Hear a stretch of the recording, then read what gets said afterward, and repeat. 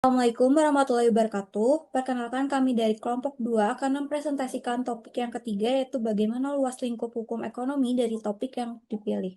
Sebelumnya kami perkenalkan diri terlebih dahulu. Saya Novia Berliana dan NPM terakhir 073 dan teman saya Franz Erlangga NPM terakhir 254, ada Mutia 038, Melvi Oktaviani 031 dan Rachel 118.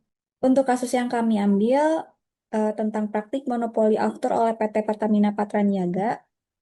Jadi untuk peraturan yang dipakai oleh kelompok kami itu Undang-Undang Nomor 5 Tahun 1999 tentang larangan praktik monopoli dan persaingan usaha tidak sehat dan juga Peraturan Pemerintah Nomor 44 Tahun 2021 sebagai peraturan pelaksana dari Undang-Undang Nomor 5 Tahun 1999.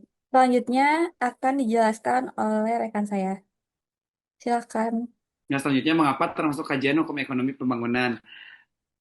Nah, hukum ekonomi pembangunan ini adalah hukum ekonomi yang menyangkut pengaturan dan pemikiran hukum mengenai cara-cara peningkatan dan pengembangan kehidupan ekonomi Indonesia secara nasional dan berencana.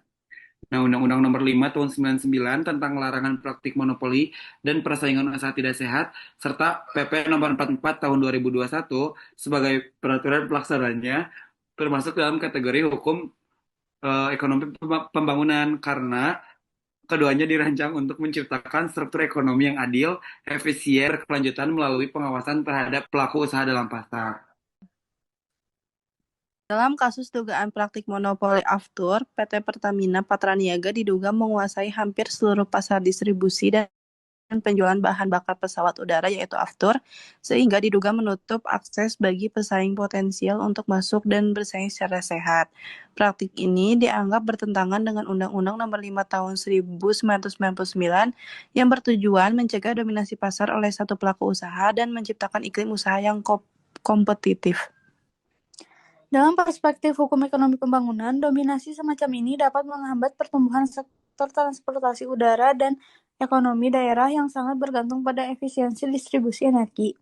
Monopoli aftur oleh satu pihak berpotensi menyebabkan harga yang tidak efisien dan biaya operasional maskapai menjadi tinggi, yang pada akhirnya berdampak pada harga tiket dan mobilitas masyarakat serta barang. Ketika akses terhadap aftur dibatasi dan hanya tersedia dari satu pemasok, maka tidak ada tekanan kompetitif untuk menurunkan harga atau meningkatkan kualitas pelayanan. Hal ini tentu bertolak belakang dengan tujuan pembangunan ekonomi nasional yang menekankan pada efisiensi, inovasi, dan pemerataan.